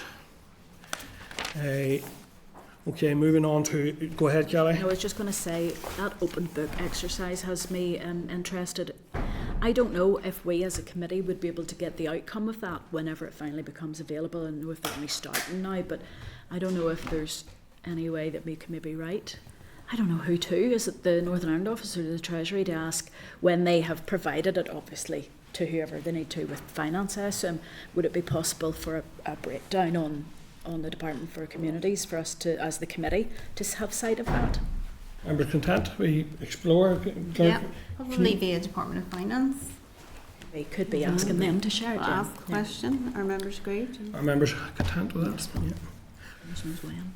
Okay, thank you, members. Moving on to agenda item 8 then, which is the draft multi-year budget for 2026, 29, 30 and consideration of response to Committee for Finance. So the papers for the agenda item are the same papers as for agenda item 7. They start at page 490 of the meeting pack. The purpose of this item is to seek members' views in relation to the financial briefings and what the committee is content to reflect in response to the Finance Committee. So I'll take views from members, and then we'll move to see that in the context of everything we've heard today in relation to finance, so we can feed that in. And is the committee content then, we'll be looking at, is the committee content for the response to the Finance Committee to summarise the substance of the Minister's position on the multi-year budget. So any thoughts, members, or any? Go ahead, Kelly. I think we need to know a little bit more. It's early days at this stage, but how that overpayment will be divided out, because we're Department of Communities isn't receiving really a lot of that money. So it would be very unfair for the Department for Communities to have to carry a weight of that overpayment, repayment in future years, because it will have such an impact. So how that will be calculated per department, or for the Department for Communities in particular? If it's revenue, I know it may not affect the capital so much, but it will have an impact, especially given our welfare mitigations. Okay, and are members content for the committee team to draft a committee response based on today's briefings to the Finance Committee? I ask that we also include something about that cross-departmental discussions on the budget, because I have a fear our minister goes on ahead and if he's successful in getting all his money for social housing, I'm just concerned that there are other implications out there that could cause problems with that and put pressure on other ministers as well, because if we're looking for another 5,000 houses to be built and infrastructure needs the money for Northern Ireland Water to fix what they have, you know, it has a knock-on effect. But it's just to ask is it the Department or Committee for Finance? It's the Committee for Finance. If they are looking at how the cross-executive, cross-departmental work, you know, how do you say it, merging their information, how they're coordinating. Yeah, how they coordinate. Right. And I think John did indicate that they do work quite closely in terms of delivering the projects that can be delivered to get the numbers. But Mark, go ahead. Thanks, Chair. I was just, I suppose, if we could emphasise to them the importance of the alignment of the budget, obviously with programme for government, objectives, so that'll hit the housing, but also the pending anti-poverty strategy, which is also cross-departmental, and every department is going to have to do a bit to tackle that. And I would argue, again, rate support grant is something that should be, I don't want to get into this where we've been over the last couple of weeks, but in my view, it firmly should be ring-fenced at executive level before coming to DFC and being vulnerable to the cuts that department or any department faces thereafter, because that's actually driving poverty. Members content with those? Andy, go ahead. Yeah, Chair, just to expand on Mark's point there, I think it's the broad range of strategies as well. You know, we're constantly being told these are high-level executive strategies that are going to make a difference in people's lives.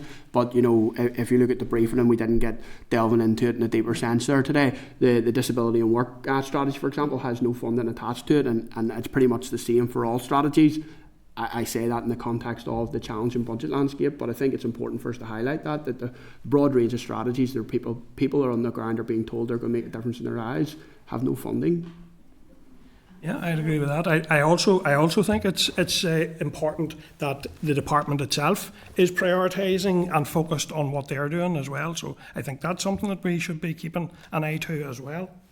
Just on picking up on Andy's point there, the difficulty we have here in Northern Ireland, when you look back at the green paper or white paper, whatever it was that the Chancellor had produced, is the sanctions that potentially could be hitting people who are being seen not to proactively look for work. And it's being targeted at people with disabilities, let's face it, because they want to have more people there. So there are issues. The other thing I was just going to say was the Committee for Finance, there was a piece of work done on the identification of public land that could become available. Are they looking at anything there? And also that point I made about the social return on investment. Are the Committee for Finance looking at where are we getting most bang for our buck? There's obviously priorities, as Mark has highlighted, but social return on investment, if you looked at the community and voluntary sector funding for supporting people, for instance, for every pound that's spent in that is actually effectively releasing maybe could be 8, 10, 12 pounds back in value to the government. So our Committee for Finance looking at that sort of detail. Okay. Do members wish to see the draft response before we send it to the...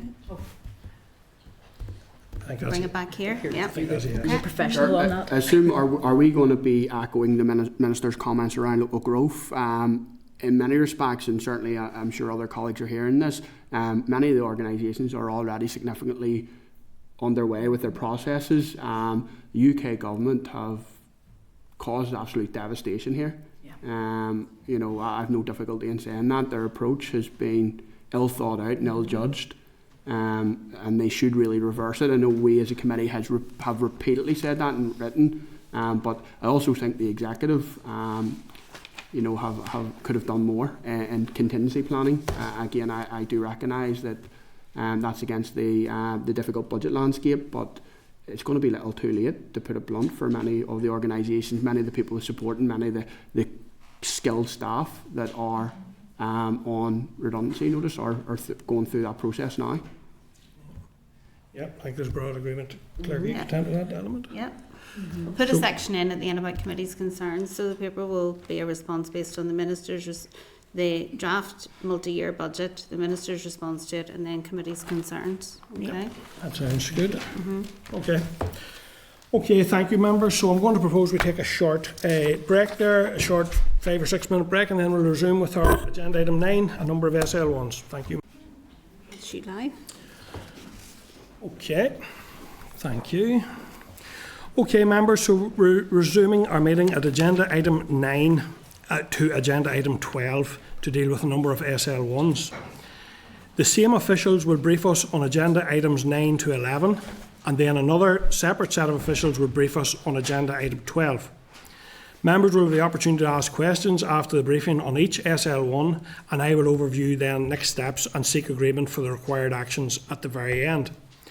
All 4 of these SL1s are subject to the new process that was introduced on the 5th of January. Members will not be asked to make a decision about the policy merits of those proposed statutory rules today. A reduced timeframe has been requested for these SL1s on the basis of parity, and letters from the Minister outlining these exceptional circumstances can be found at page 529 and 579 respectively. So moving first to agenda item 9, which is SL1, the Pension Protection Fund and Occupational Pension Schemes Levy Ceiling Order NI 2026. This SL1 was received on the 18th of February, and the relevant papers can be found in the meeting pack at page 525. We have with us from the department briefing us today on the next 3 SL1s, Michelle Grills from the Pension Policy Lead, and Ciara McKeown, who's Deputy Pension Policy Lead. So obviously the 2 very right people to have. So you're very welcome this morning, and I'll not run through the purpose of the proposal for delegated legislation as you're here and can do that for us. Please take the committee through the detail, and then we can move to questions from members when you're finished, and then we'll move to the next SL1. So please go ahead then. Who's leading on? Yes. So thank you, Chair, and thanks to the committee. for the opportunity to speak to you today. And with your permission, Chair, I intend to speak on the 3 SL1s now in respect of the Pension Protection Fund and Occupational Pension Schemes Levy Ceiling Order Northern Ireland, the Guaranteed Minimum Pensions Increase Order Northern Ireland, and the Social Security Revaluation of Earnings Factors Order Northern Ireland. Yep. Thank you. Yep. These orders come before the committee under the new guidance for delegated legislation. The committee will be aware of the continuing time pressures experienced by the department in delivering parity legislation, and as detailed in the SL1s, we require deviation from the timelines specified in that guidance in order to maintain parity with GB. As the committee will be aware, although pensions are a devolved matter, in general Northern Ireland's pensions policy and legislation operate in line with the corresponding pension provisions in GB as provided for in Section 87 of the Northern Ireland Act 1998. So in effect, there is a single pension system and regulatory regime across the UK, and indeed many private pension schemes operating in NI are UK-wide schemes. So all 3 of these orders are technical routine orders that are completed on an annual basis. So when the Secretary of State for Work and Pensions makes one of these routine orders, the Department's empowered to make a corresponding order. The Department has no powers to set different amounts or percentages for Northern Ireland. I'll now give a brief overview of the 3 orders. So the Pension Protection Fund and Occupational Pension Schemes Levy Ceiling Order Northern Ireland 2026 specifies the Pension Protection Fund levy ceiling for the financial year beginning on the 1st of April 2026. The Pension Protection Fund, which was set up on a UK-wide basis, provides compensation for members of eligible occupational pension schemes where the sponsoring employer is insolvent and the scheme has insufficient assets to pay benefits at fund compensation levels. The compensation is funded through annual pension protection levies imposed by the fund and charged to all qualifying defined benefit occupational pension schemes. The levy ceiling is a control mechanism which ensures that the amount raised through the pension protection levies by the fund does not exceed a prescribed maximum. Secondly, before April 1997, a defined benefit occupational pension scheme contracted out of the state earnings related pension scheme had to provide a guaranteed minimum pension.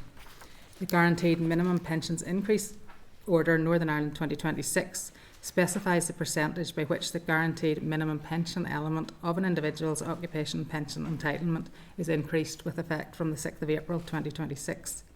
It specifies the percentage by which that part of the guaranteed minimum pension attributable to earnings factors between the tax years 1988 to 89 and 1996 to 97 is to be increased.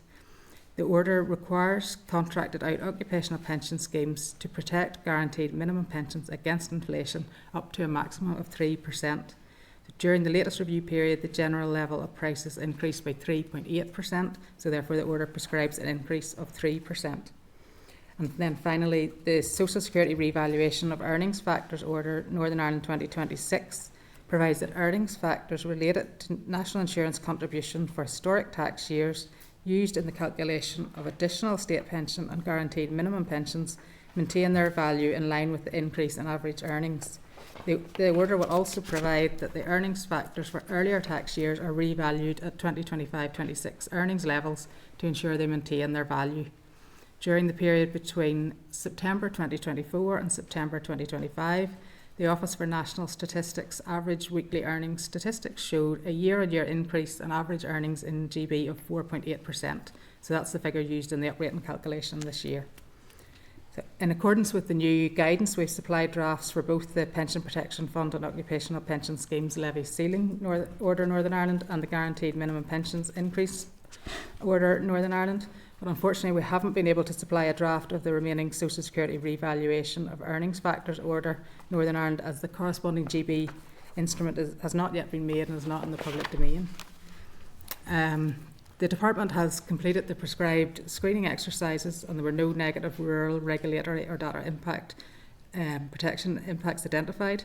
Section 75 screening was also carried out and the policies do not have any specific negative implications for any of the prescribed categories. We'd be happy to take any questions from members. Okay, thank you, Michelle. So I'm going to go back now to each of them for members individually. So the first one we're looking at then for questions is agenda item 9, which is the Pension Protection Fund and Occupational Pension Schemes Levy Ceiling Order.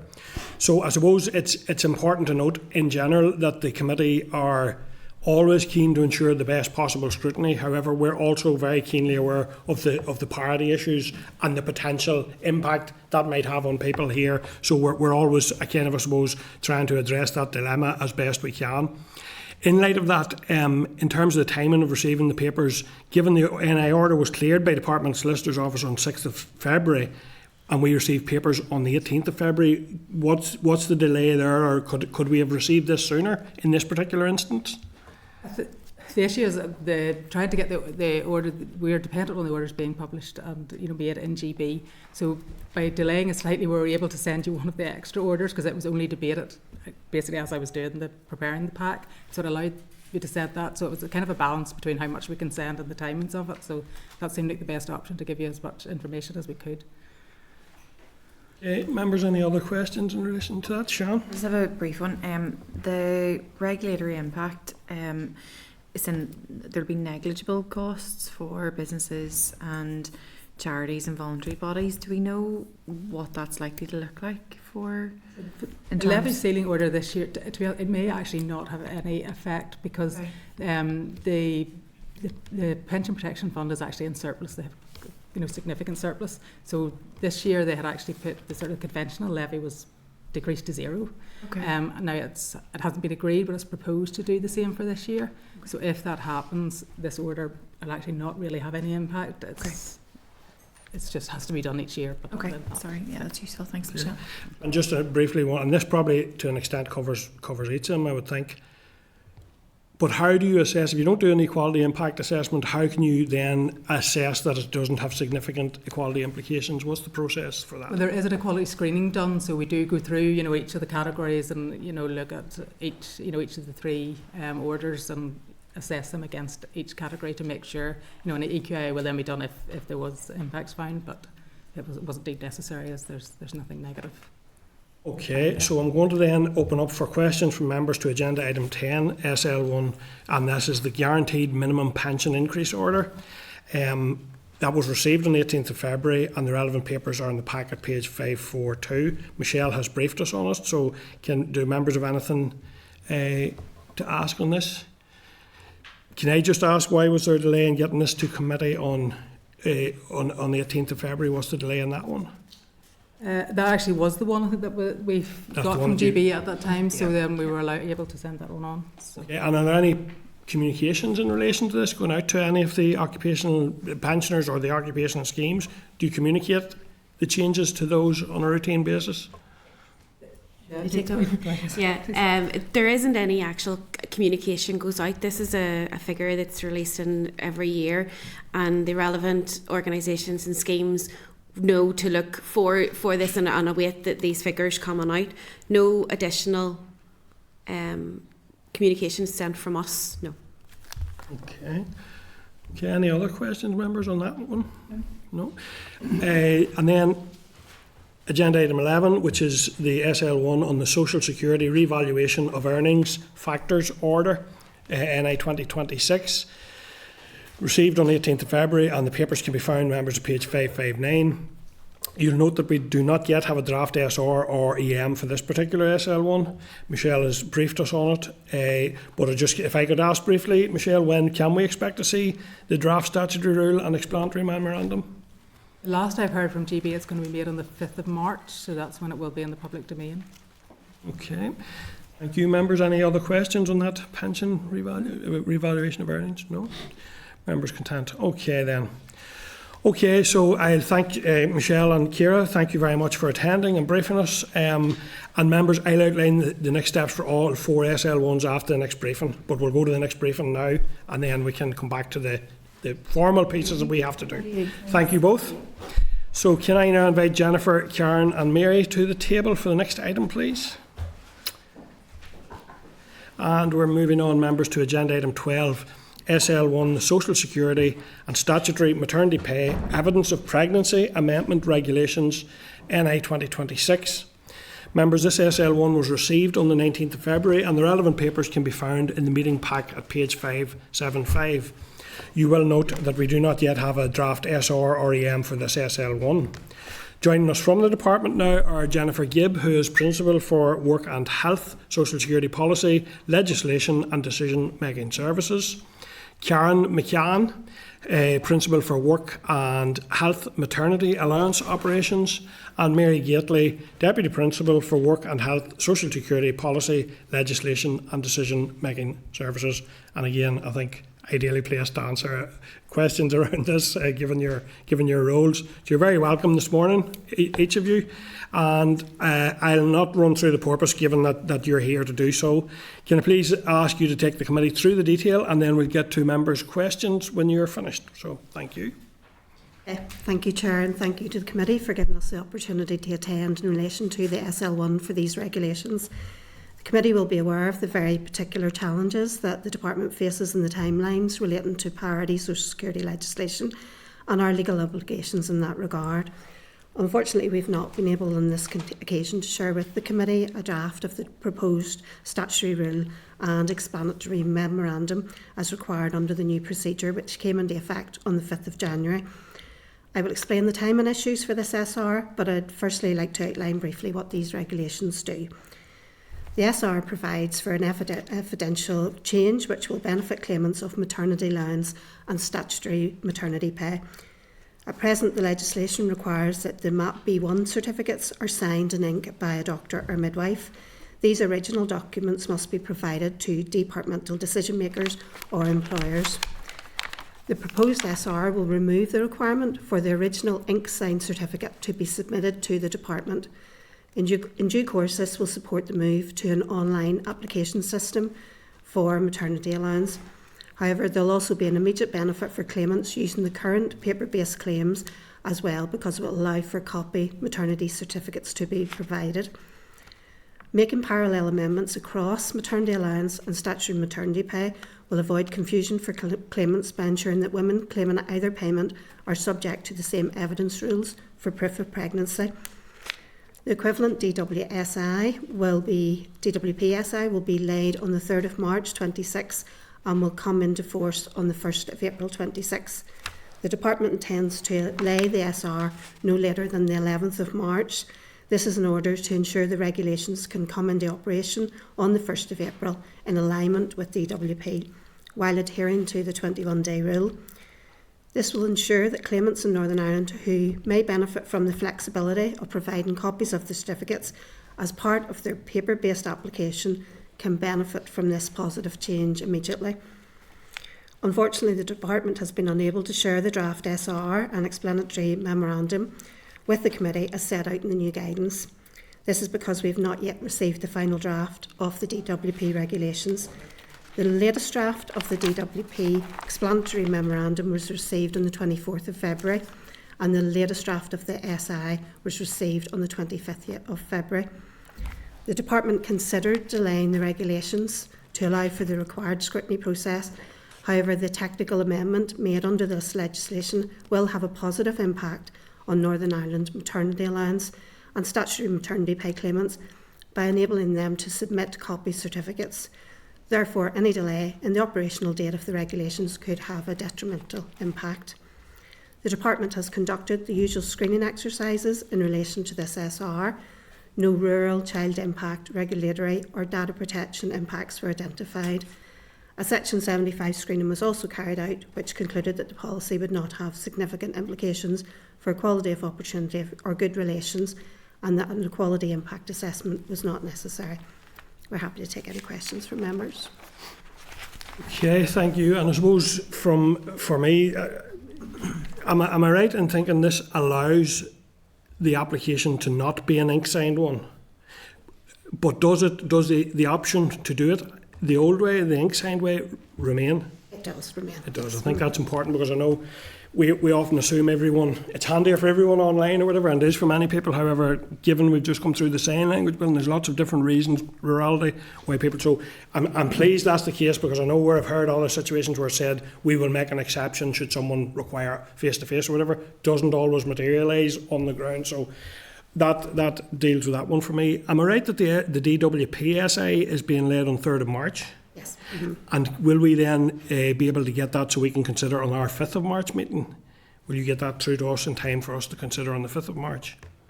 Which I think is what you're currently planning. Next week. Possibly. It would be a quick turnaround. We just have to see the final draft and obviously look at Northern Ireland version, and then obviously speak to Departmental Solicitor's Office and just see that they're content with the Northern Ireland version. So it would be very tight, so I wouldn't like to say 100%, but we would certainly try. Yeah. So, and what would the implication be for us if it wasn't? We'd be further hampered in our scrutiny role. Is implementation from the 11th? Implementation from the 1st of April. We're allowing the 21-day rule, so we're wanting to make ours on our lay hours on the 11th of March then, to make the 21-day rule. We could possibly move it out another week. Okay, well, okay, Kelly. Thank you very much. Just can I ask, I know the plans are that or the online service won't be available for us on the 1st of April. How soon do you think that might be coming in? Is DWP paying for the online stuff? And just for clarification, I'm thinking of people in rural areas and getting access to a scanner and copier and all that. Is a photograph, a digital, going to be allowed on this? Do you know? Well, to answer your first question, we don't have an exact date of when this will be rolled out in Northern Ireland. It's being tested from April in England and Scotland first of all. So depending on that, then when it will roll out to Northern Ireland. Regarding the copy of it, would you know where is it concerned? To be a scanned copy can be uploaded with the online, the online application form, and then that those that are applying clerically, they can provide a copy as well. So. And are DWP paying for the computer system? Good. Yeah. Thank you. Okay, thank you. Anything further, members, or are members content with that? Okay, listen, thank you all very much and good luck with your ongoing work, and appreciate your attendance here today. Thank you. Thank you. Okay, members. So, members, just by way of reminder that the absence of the draft copy of the rule, which is the case for 2 of these SL1s, does not prevent us as a committee from proceeding, but we were reminded a number of weeks ago this should be exceptional and should be recorded in the minutes of proceedings. So the Minister has requested that the committee consider all 4 of these proposed statutory rules within a shortened timeframe. Can I ask members, are members content to consider the proposed statutory rules within the shortened timeframe? Yeah.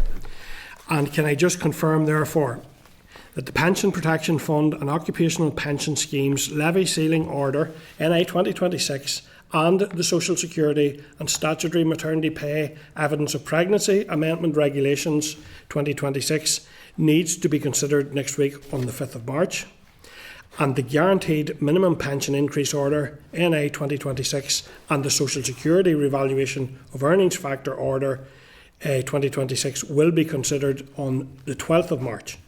Members content? Can I remind members that a shortened time frame does not preclude the committee from issuing a call for views. However, this may result in the committee making a decision on the SL1 before responses are received. Any responses will contribute to committee scrutiny at the statutory rule stage rather than the SL1 stage. Okay.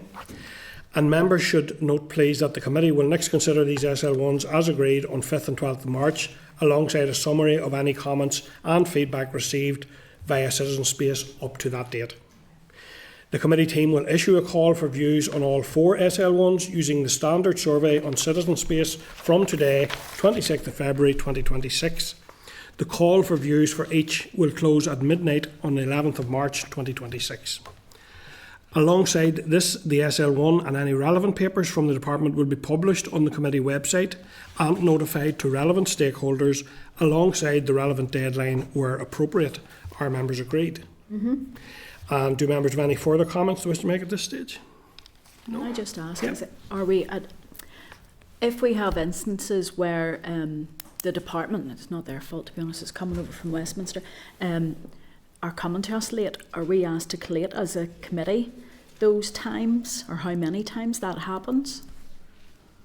So through the chair, obviously, there's a tracker being kept at an assembly-wide level for each committee. So that will be collated and reviewed then in due course. I think they want it to run for 6 months initially to see how it goes. Yeah, oh, that's great, because I just think that we've put in place as an assembly a process, and it'd be good to see where Westminster isn't able to provide enough information on time.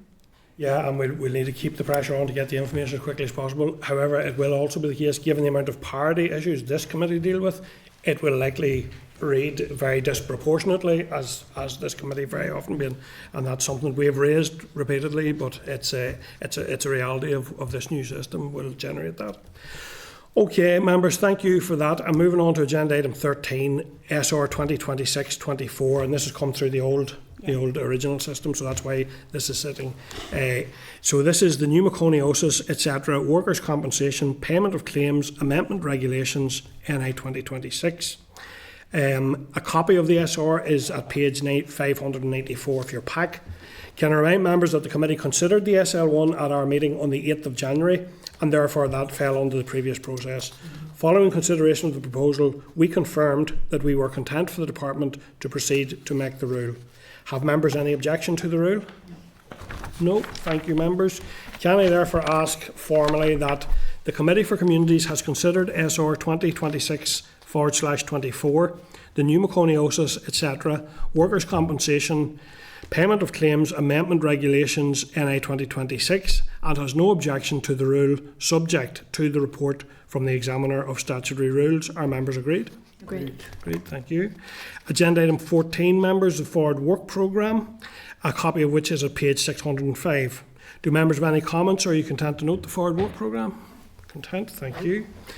Agenda 15 is any other business. Do members have any other business they wish to raise? No, thank you. Agenda item 16 then is date, time and location of the next meeting. Our next meeting will be at 10 a.m. on Thursday, the 5th of March 2026 in the Shannon Chamber, actually, in the Senate here in Parliament Buildings on the 5th of March. And members, as our final agenda item is a review of committee strategic planning, I propose the meeting now moves into closed session, if members are agreed. Agreed. Thank you, members. Okay, and I'll ask the clerk to take us out of broadcasting and remind members that could take a couple of minutes.